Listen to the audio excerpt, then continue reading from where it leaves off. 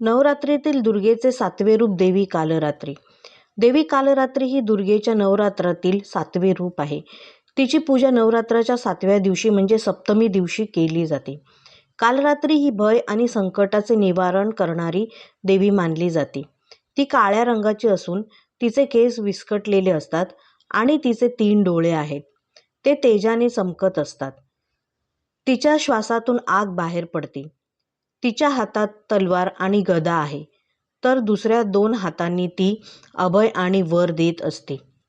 कथा अशी आहे की शुंभ, निशुंभ आणि रक्तबीज या असुरांपासून देवांना मुक्त करण्यासाठी देवीने हे रौद्र रूप धारण केले होते. रक्तबीज नावाचा असुर असा होता की त्याच्या शरीरातून पडलेल्या प्रत्येक रक्ताच्या थेंबातून नवीन असुर निर्माण होत असे. त्यामुळे त्याला मारणे अत्यंत कठीण होते.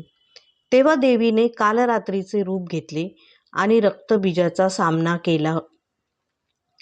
जेव्हा देवीने त्याला जखमी केले तेव्हा त्याच्या रक्ताचा एकही थेंब जमिनीवर पडू नये म्हणून तिने रक्ताला आपल्या तोंडात घेतले आणि रक्तबीजाचा नाश केला.